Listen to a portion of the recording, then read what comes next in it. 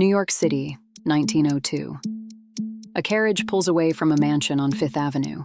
Inside sit a woman and a lawyer named Dillon, an acquaintance of her husband's from back home in Cleveland. She's just spent 30 minutes alone inside with the housekeeper while he waited outside on the street. As the carriage rolls forward, she opens her handbag and a stack of papers spills across the seat. Dillon leans down to help gather them, and one slips into his hands before she can take it back. It is a promissory note for $2 million, signed at the bottom with a name every banker in America would recognize on sight: Andrew Carnegie. She looks mortified, as if he was never meant to see it. By the time the carriage reaches the hotel, Dillon believes he is sitting next to the secret daughter of the richest man in the world.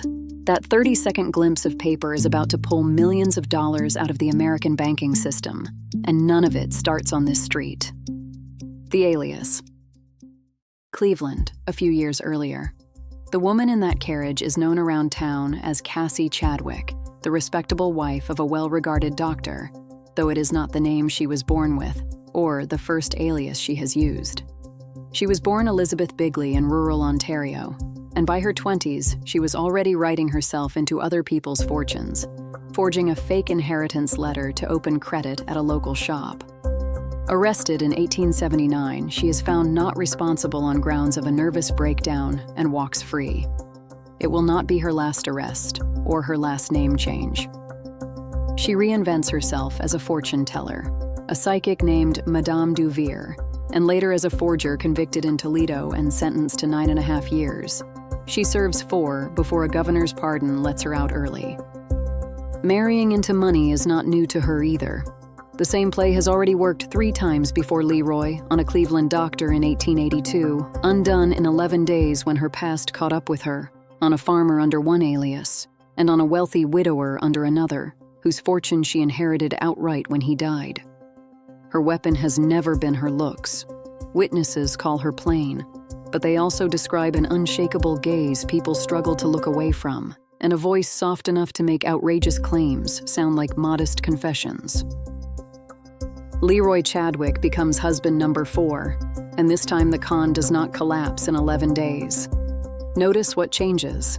She does not vanish with a quick score and start over somewhere new. She builds a real marriage, a real address, and a real reputation in Cleveland first, and only then does she start planning the biggest lie of her life. The visit. Chadwick picks her target with care. Andrew Carnegie is famous enough that every banker in America would know his name on sight, and private enough that Dillon has no one alive he can check her story against.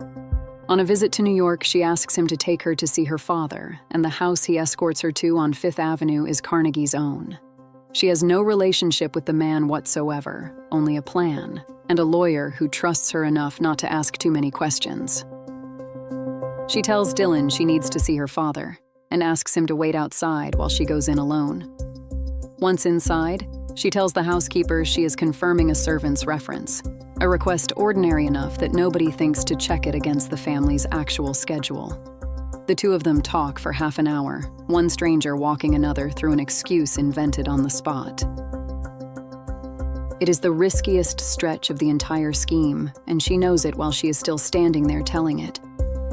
One wrong question from the housekeeper, one slip in her own story, and the plan is over before it begins.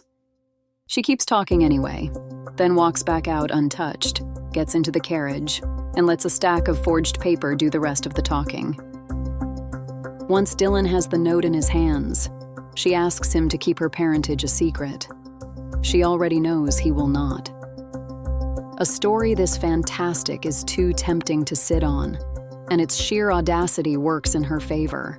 Nobody invents a lie this brazen, people tell themselves, so it has to be true. The debt. Chadwick never has to ask a single bank for a loan. Dillon does the asking for her without meaning to, repeating the secret to friends in Cleveland's banking circles, people who would never believe the same story from a stranger, but believe it completely coming from a respected lawyer with nothing to gain. Banker after banker comes to her instead of the other way around, offering loans against notes she says are locked in a box she can never open, out of respect for her father's wishes. Notice the trick hidden inside that condition. A note nobody is allowed to open is a note nobody can ever prove is fake, and every banker she swears to secrecy loses the one thing that could expose her. A conversation with the banker sitting across town doing the exact same thing. Within 2 years, banks from Oberlin to Boston have handed over close to $2 million, all secured by paper that not one of them has ever actually seen Andrew Carnegie sign. The Empire. She could stop at any point with a fortune already secured.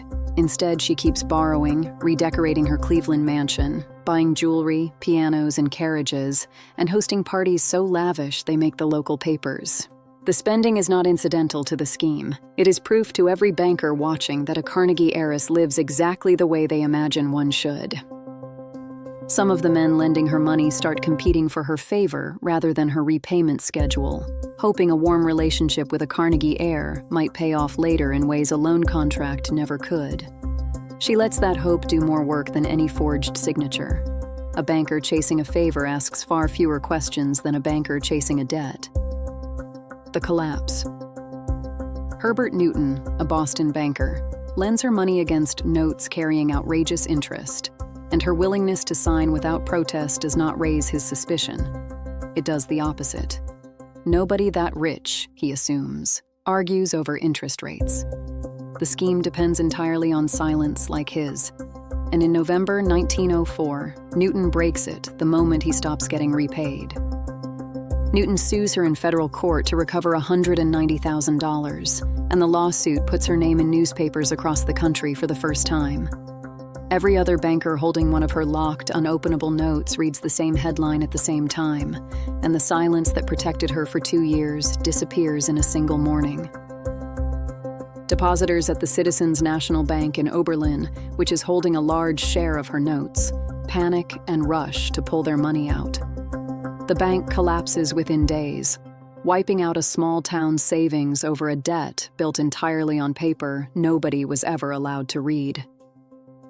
Chadwick flees to New York and is arrested weeks later in a hotel room with more than $100,000 in cash strapped to her body in a money belt, still trying to leave the country with what was left.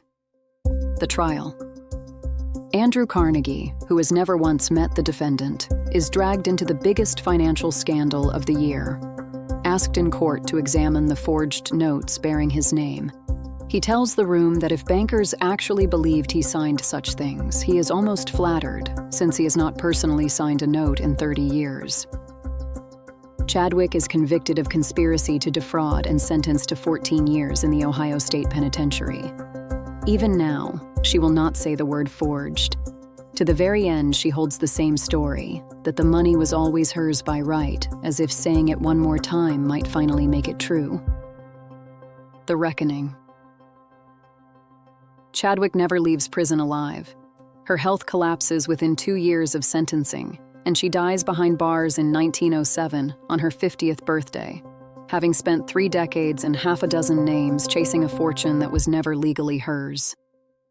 The banks she fooled never fully recover their losses, and several of the men who competed for her favor are ruined right alongside her. What makes the whole scheme work is not a single brilliant forgery. It is 30 minutes talking her way past a housekeeper, a lawyer too polite to ask a follow-up question, and an entire industry that decided a rich man's daughter was worth keeping secret rather than confirming. She spent her whole life being told exactly who she was not allowed to become. In the end, the only way anyone handed her a fortune was by believing she had already become it. So was Cassie Chadwick a con artist who simply ran out of luck, or the only person in America who ever made an entire banking industry too afraid of a rich man to ask him a single question? Tell us what you think in the comments, and subscribe so the next con artist cannot slip past you either.